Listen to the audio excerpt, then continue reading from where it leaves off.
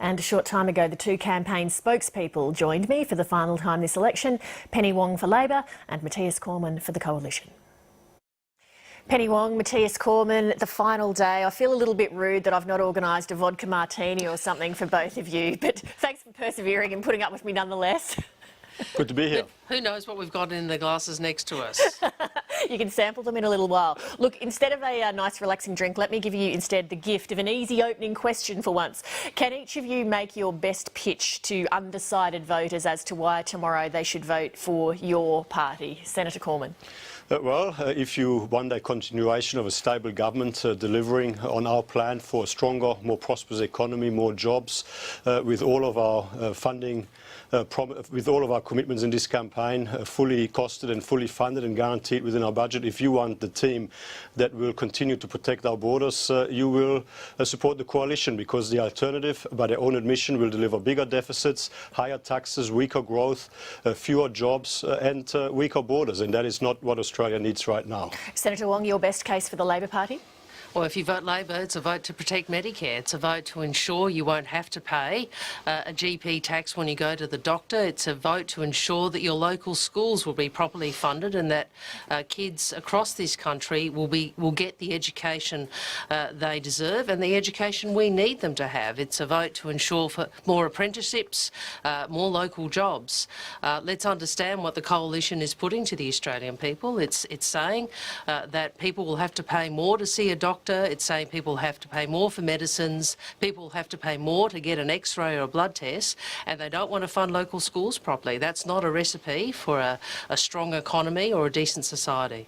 You both meet a lot of people around the place, and there has been a lot of talk in this election campaign about the potential rise of third-party forces such as the Xenophon Party in South Australia. How would you describe the mood around the country with voters that you've been talking to throughout the campaign? Senator Cormann.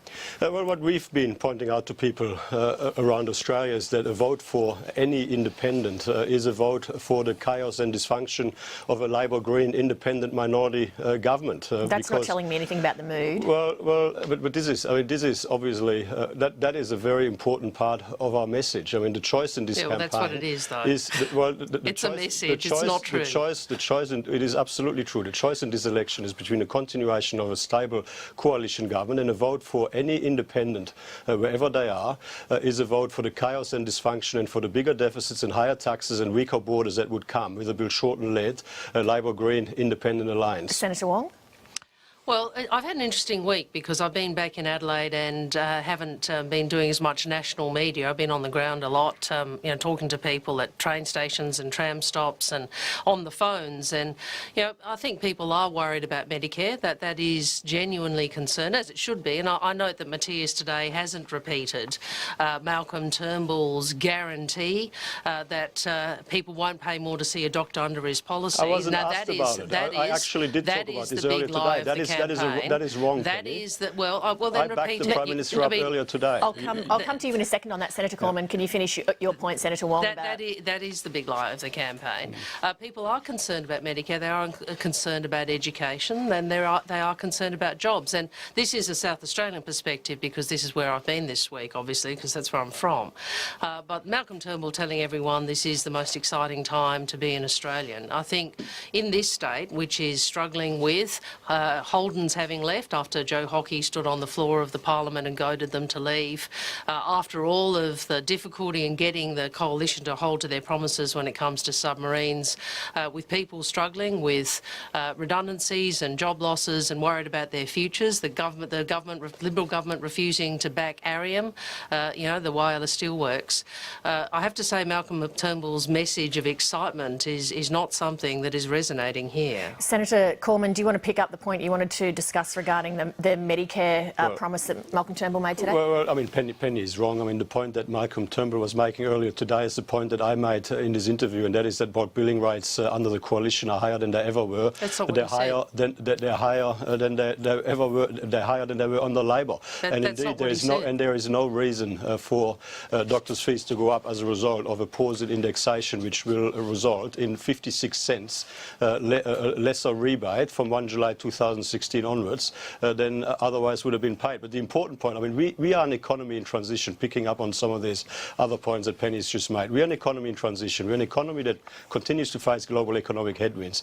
This is not the time to take risks with political instability. This is not the time to change track. We are now growing more strongly than we did when we came into government, at 3.1% instead of the 2% back in September 2013. Employment growth is stronger.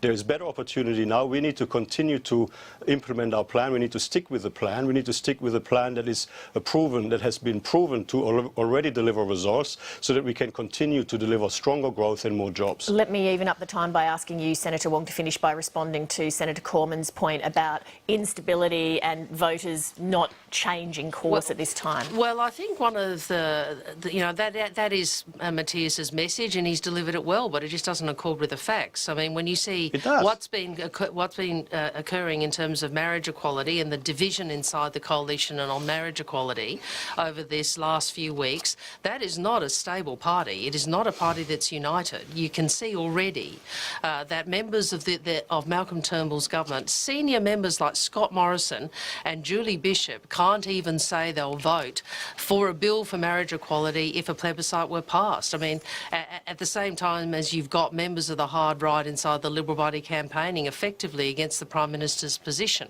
I mean, I think the argument about stability does not bear much scrutiny, because through these last couple of weeks in the campaign you can see the divisions inside the Liberal Party. We know the divisions because of the removal of Mr Abbott. In contrast, I think Labor has been a very unified and stable team this last term, and I think Matthias's assertions about stability simply don't add up when you look at what's been happening over the last couple of weeks when it comes to marriage equality. We are out of time, unfortunately. Thank you very much to both of you during the campaign for making yourselves available. You are very dedicated and skilled advocates for both of your sides. Thank you very much. Good to speak with you. Always good to talk to you.